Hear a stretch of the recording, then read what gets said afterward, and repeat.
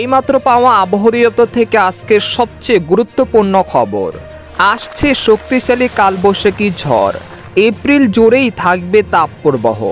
আগামী 24 ঘন্টার মধ্যে বাংলাদেশ ও পশ্চিমবঙ্গের কিছু কিছু জায়গায় বিক্ষিপ্ত বজ্রসহ বৃষ্টি হতে পারে, এমনটা জানাচ্ছেন আবহাওয়া দপ্তর।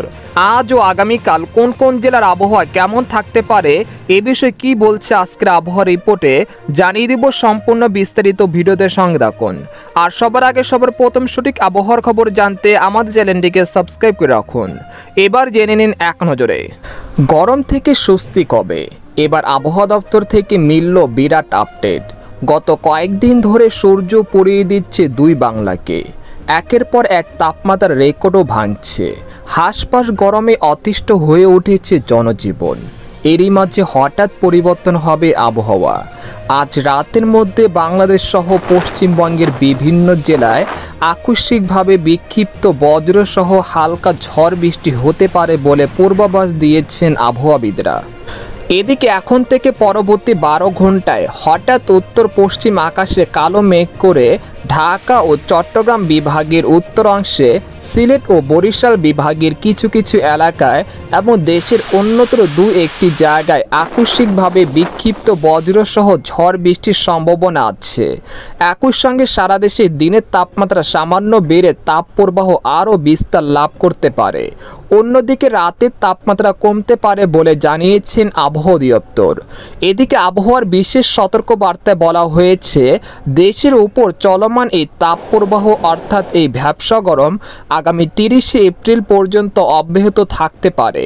এরপর মে মাসে 2 তারিখ থেকে 8 তারিখ পর্যন্ত দেশব্যাপী ব্যাপক কালবৈশাখী ঝড়ের আশঙ্কা করা যাচ্ছে। সেই সময় ভারী বৃষ্টিও হতে পারে।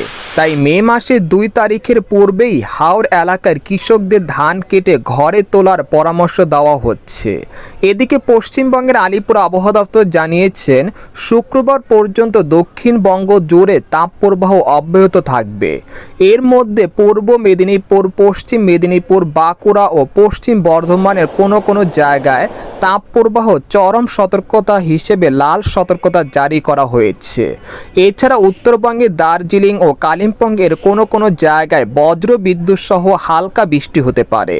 এছাড়া বাকি জেলাগুলির আবহাওয়া শুকনো থাকতে পারে। এদিকে বাংলাদেশে আবহাওয়াবিদ মোহাম্মদ ওমর ফারুক জানান, আজ সকাল 9টা থেকে পরবর্তী 24 ঘন্টায় ঢাকা, বরিশাল, চট্টগ্রাম ও সিলেট বিভাগে একটি জায়গায় অস্থায়ীভাবে দমকা বা ঝড়ো হওয়া সহ বৃষ্টি বা বজ্রসহ বৃষ্টি হতে পারে এবং সেই সঙ্গে কোথাও কোথাও বিক্ষিপ্তভাবে শিলাবৃষ্টি হতে পারে। এছাড়া দেশের অন্যত্র অস্থায়ীভাবে আংশিক মেঘলা আকাশ সহ আবহাওয়া প্রধানত শুষ্ক থাকতে পারে। এ সময় সারা দেশে দিনের তাপমাত্রা সামান্য বাড়তে পারে এবং রাতের তাপমাত্রা প্রায় অপরিবর্তিত থাকতে পারে। তবে আগামীকাল থেকে তাপমাত্রা কমে আসতে পারে।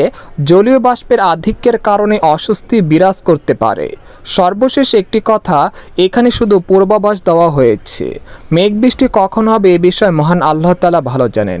আমরা শুধু ধারণা দিতে পারি, বাকিটা মহান আল্লাহ তাআলার হুকুম হলে হবে, না হলে কিছু করার নেই। আজকের মতো এখানে বিদায় নিলাম। দেখা হবে পরের ভিডিওতে। সেই পর্যন্ত আমাদের সাথে থাকুন।